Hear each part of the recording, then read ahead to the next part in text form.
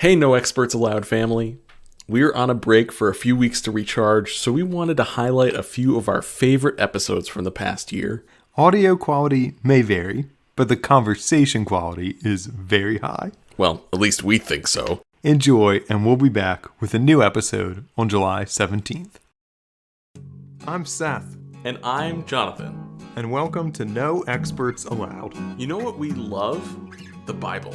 You know what we don't love? When people use the Bible to scare or hurt others, instead of allowing it to transform them and their communities. So we're trying something different.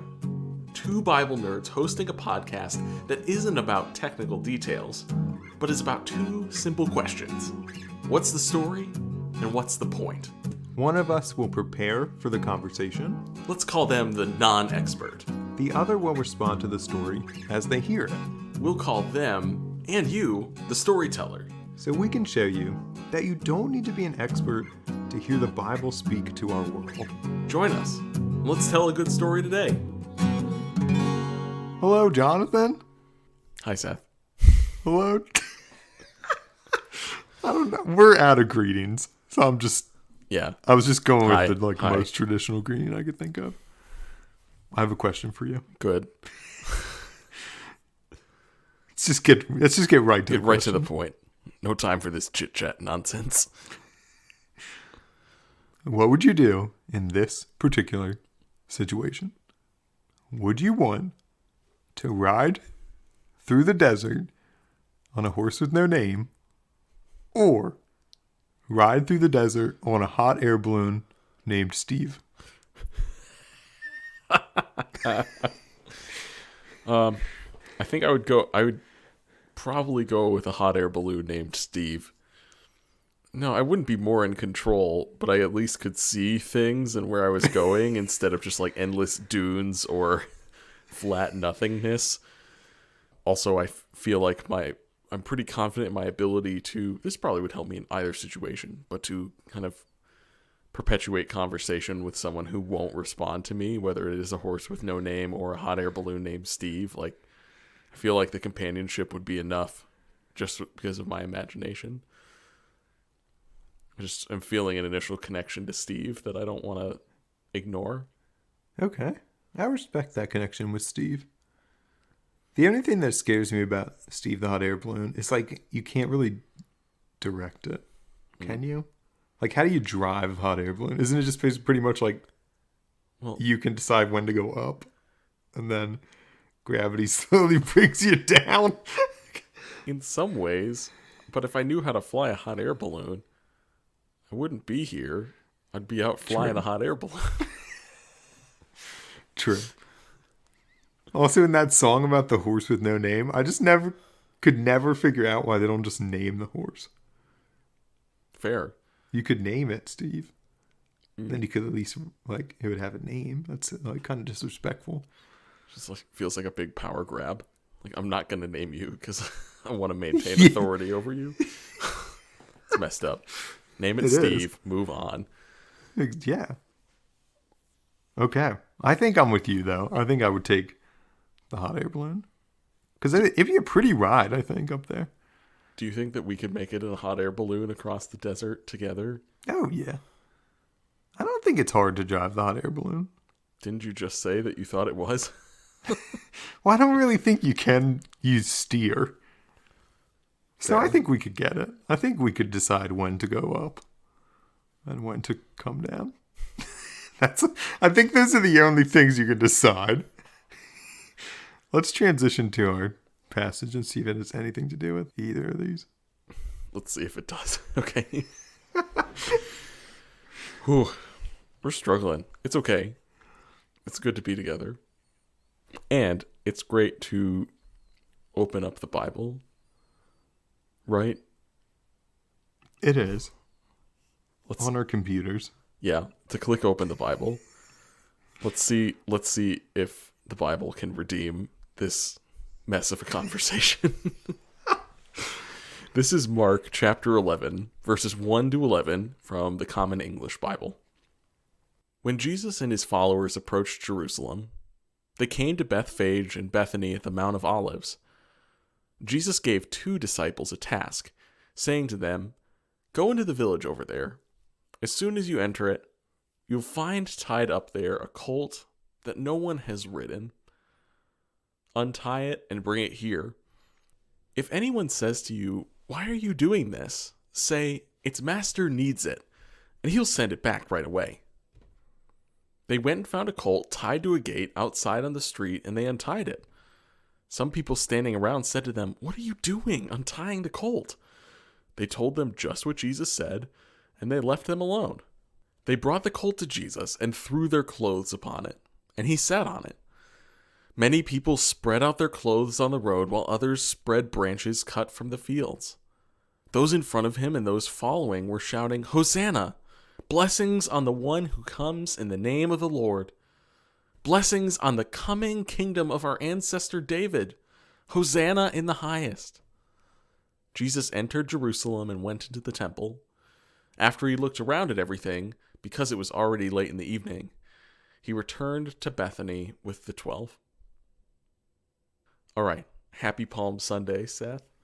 This is a great passage. Thank you. Great story. Why'd you go with the Common English Bible this week? I wanted to kind of bring us home a little bit. I feel like we've used the Common English Bible a lot, and I think it's particularly attuned to what texts sound like out loud. I wanted to make sure that we were hearing this text in kind of all of its glory. And I also thought last week you took us in a new direction, which was great with the JPS. I just wanted to maybe bring us back to somewhere that was familiar, that felt like solid ground. Yeah. So while you were reading, is there anything that jumped out at you? Besides like a stolen colt? Oh, yeah. That was one thing.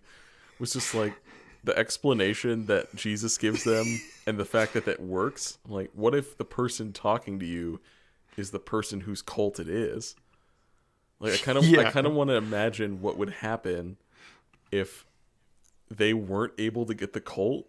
Like, I kind of want like a Saturday Night Live sketch about Palm Sunday without the donkey. It's just like he's got to ride it on the two disciples. Yeah, the two. Well, you come back and they couldn't find it, and Jesus is like, "All right, well, you're the donkey now." So that was pretty amusing. It was also pretty amusing to me that this whole ordeal is around Jesus entering Jerusalem, which in Mark in particular I know is really significant. And then in the last verse, at the end of the day, he just leaves the city. Like, wait. He's like, okay, it's late. Right. The nightlife's dying down. Yeah. It's kind of a weird little like tidbit at the end. Yeah. They seem so excited to see him, right?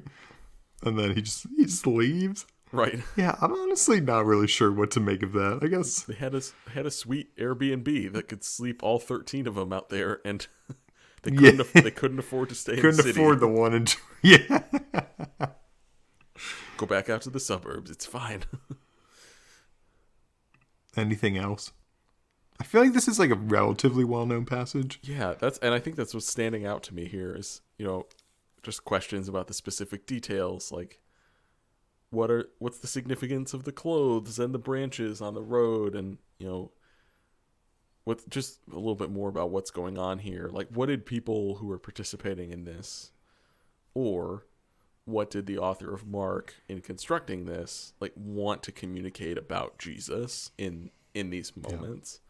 Yeah. I think that's just the lingering question for me, is what imagery is coming to mind? What would people of the time might have thought about this? I don't know.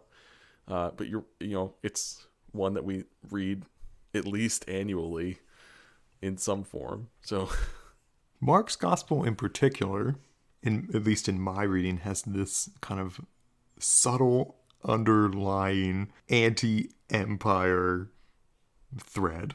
And I just wonder if this story in particular isn't when that comes out the most. Like, even the people who are in the crowd are like, blessing on the coming kingdom of our ancestor David. Like, and I just wonder how that would sound to people who were Jewish, who were oppressed by the Roman Empire. Like, if this isn't sort of what it would look like when the Empire would come to any big city. There'd be Right. this big fanfare, right? I just can't help but read this as being like it mocks the empire. It mocks the emperor with like someone who's coming with a kingdom that's not like Rome. Right. It's almost like a Yeah. almost like a parody of Yeah, those exactly. entry ceremonies. That's right. I'm remembering some things. The imagery that comes to mind for me when thinking about these grand entries is what it's like to catch a water balloon. So Wait, same. stick with me. Okay. So the coming dignitary or whoever is the water balloon. And you know how when you're doing a water balloon toss, you can't just stick your hand out and like catch it. You have to like kind of cradle it in. You have to do a motion with it to catch it and safely. And so the people of the city are like the person catching the water balloon. They like go outside the immediate city and like prepare themselves to welcome the coming dignitary or the emperor or whoever it is with this kind of fanfare to like get the celebration Like started for their ease the transition Ease into them the in. city. Yeah. Gotta cradle them in like that big old water balloon. I thought that was a good metaphor. I don't know. No, that was a good metaphor. I didn't see where it was going at first, but it ended in a good direction. I'm just thinking about all those water balloon tosses where somehow someone ends up with like an indestructible balloon is like throwing them across a football field and they're Yeah. somehow still catching it. They drop it 3 times and it doesn't pop. It's like, fine. Yeah. and then you always like just like move your hand the wrong way. It just explodes in your face. Sorry.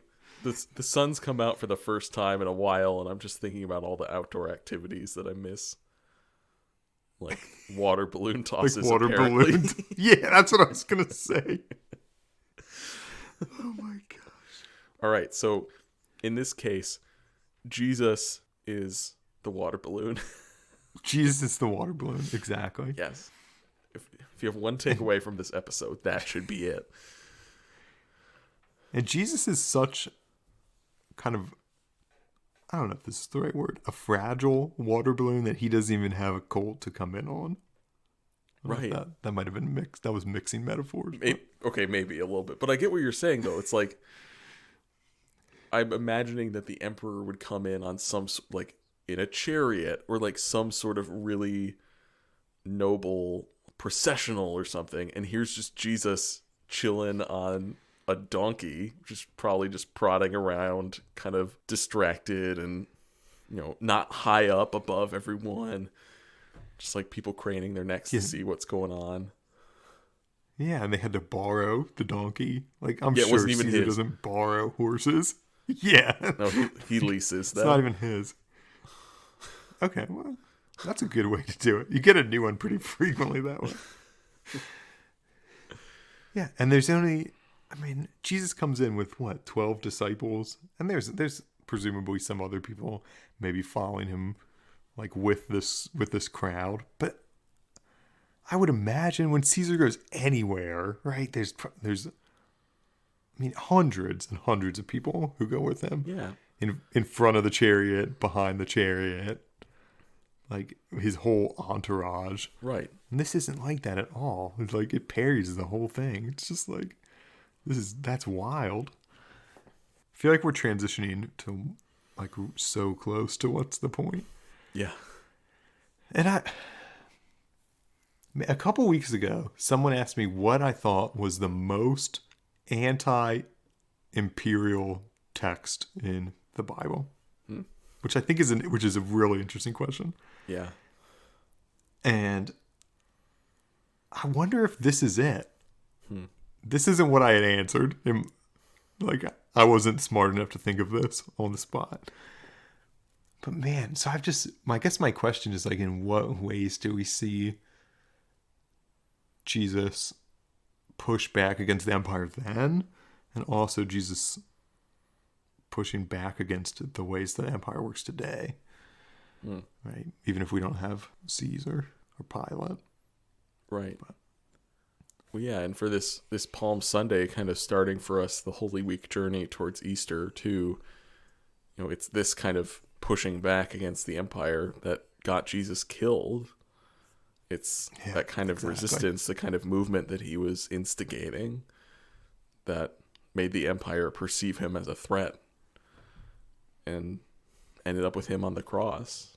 Everyone likes when Jesus talks about love, Yeah, but that doesn't end you up on the cross, right? And there's got to be something else. right.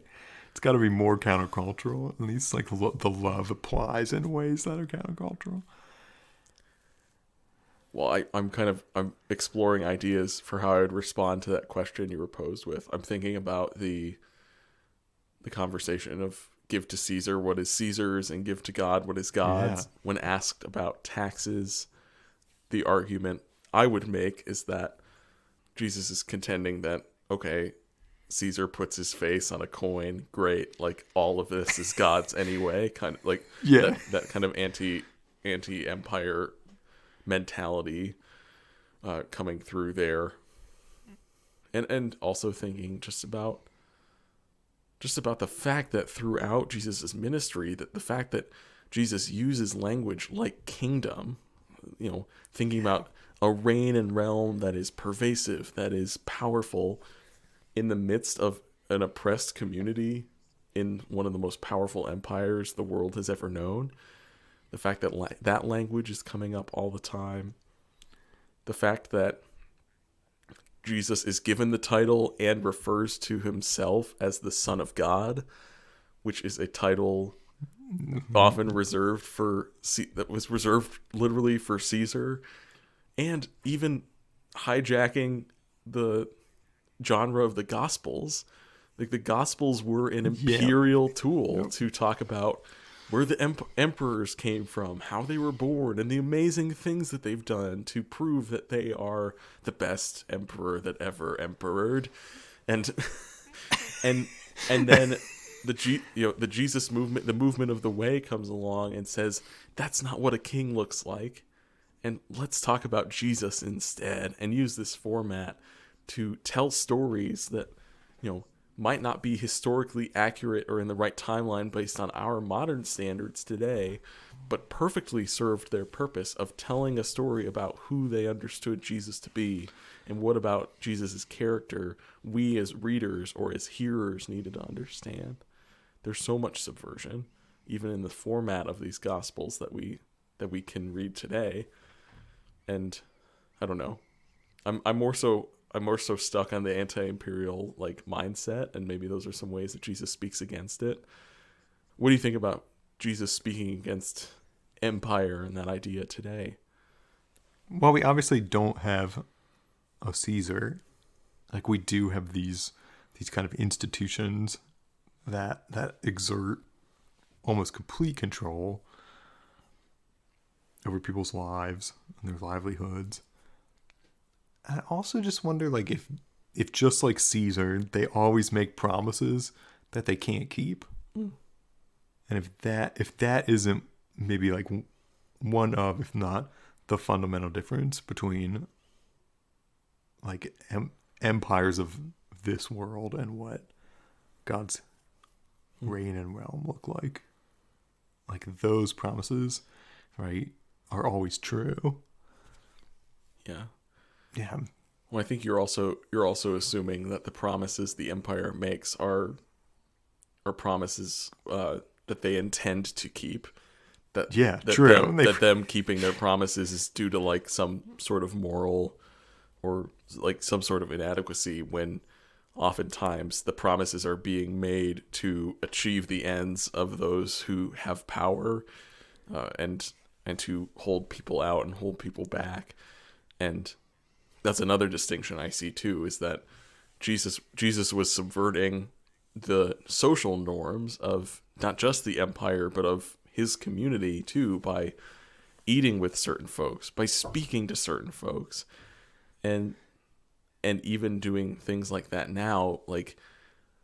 I'm just thinking of parallels today of who is it that we can advocate for, or who can we eat dinner with that some might look down upon, but offer that affirmation of shared human experience that a lot of times Jesus seems to get at. He seems to speak to the people who get what it means to be human the most, and and affirms them in that experience. And I wonder if we don't play into some of those same kind of false distinctions and hierarchies today too. It's interesting how satire can, or parodies can like expose some of these things, right? Right. Like the way this text like takes what happens when Caesar goes into cities and then flips it. It just makes it seem so paradoxical, so extreme. Like it's not what an empire looks like. I think that's why I like all the late night TV shows that kind of do that, right? Like Trevor Noah. Mm-hmm. Like it like plays along for a little, just enough that it can like subvert it. Right. What do you think about Jeff Bezos as like a type of Caesar? I thought you were just going to stop at what do you think about Jeff Bezos? I don't know. Well, I know you've shared with me that you've given up Amazon for Lent. I've certainly tried in the past year or so to minimize my Amazon shopping, and it is astounding to me how difficult that is. Yeah, agreed.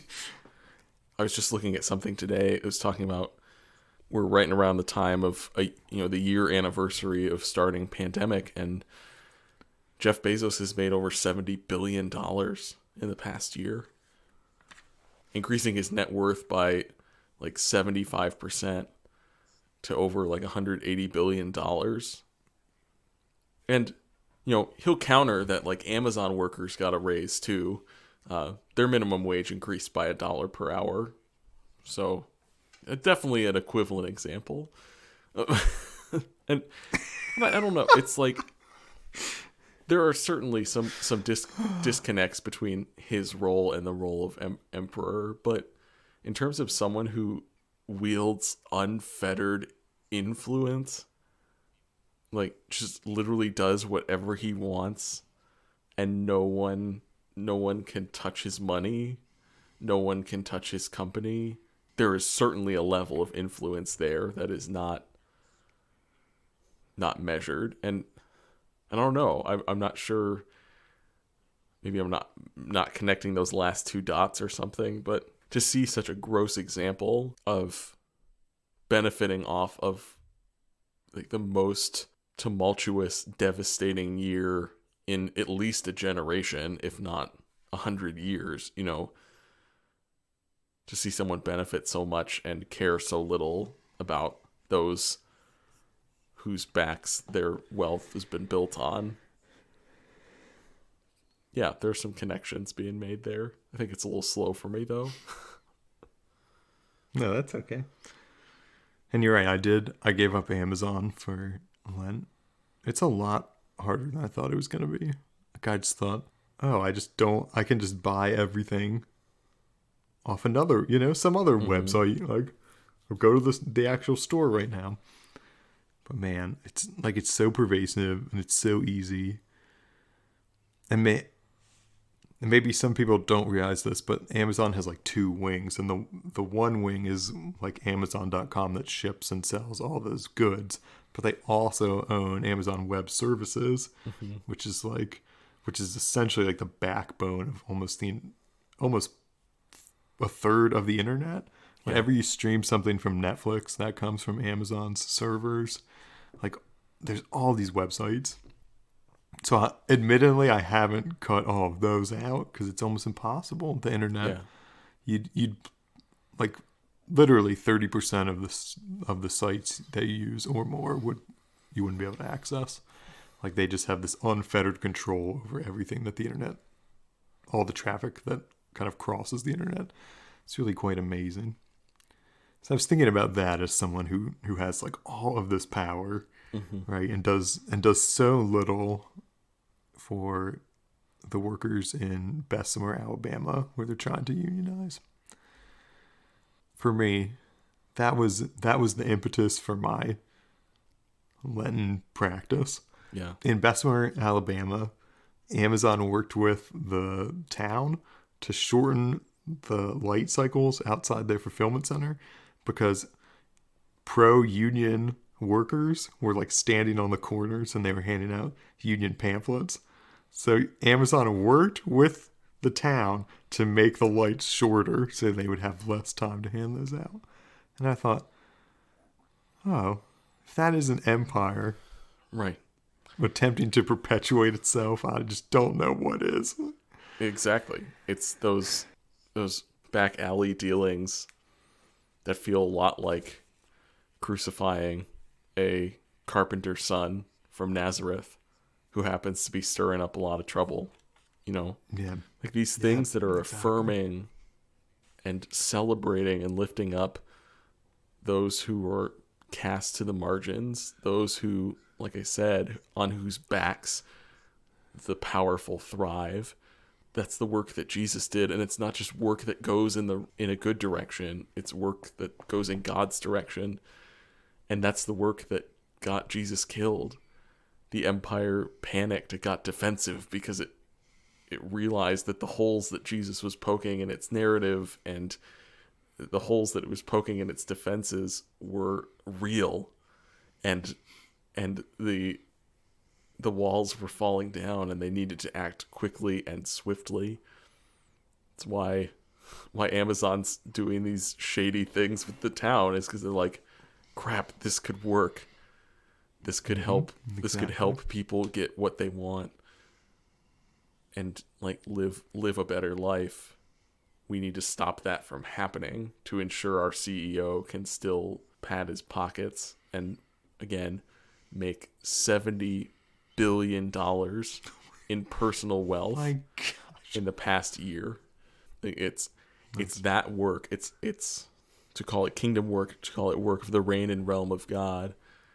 Those steps in the direction of liberation are the ones we need to try to take, and the ones that will put the biggest targets on our back. And that's what we see as we see Jesus entering Jerusalem, hailed as king, beginning a journey that would not ultimately end, but would end with him on the cross. I'm glad we're talking about this text. Me too. It's amazing how even exploring familiar texts like this, based on what we're carrying and what we're experiencing, how it can just unlock something new.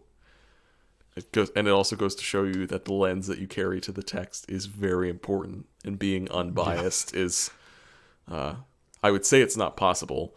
And honestly, I'm not very interested in being unbiased, because that's rejecting like who we are and how we're reading everything that we encounter. I'd rather be aware of it than try to pretend that I'm not part of it. Mm-hmm. Palm Sunday. Yeah, what a radical text. Yeah. It seems so simple on its surface. He rides in on this little colt, but it's like, it may be, at least for me, one of, if not the most radically subversive text in the Bible. Agreed. With that, will you pray with me? I'd love that. Lowly God, unlike Caesar, you enter Jerusalem on a lowly horse. Your face appears on wanted posters rather than coins. You sit with the little, lost, last, least, and lifeless, rather than the powerful. And in doing so, you tear down their structures, you expose their lies, and you affirm people's humanity. Help us, too, to follow in your colt's footsteps. Amen. Amen. To our listeners, thanks for joining us. Be sure to subscribe and tune in for our next episode. Jonathan, what special episode do we have this week? That's right, Seth. We actually are going to have 3 episodes being released in the coming week. Because it's Holy Week, we're going to be releasing episodes on Maundy Thursday, Good Friday, and of course, Easter Sunday. But until then, leave us a review and find us on Twitter and Instagram to continue the conversation. Thanks for walking us through that story, Seth. Thanks for helping me tell it.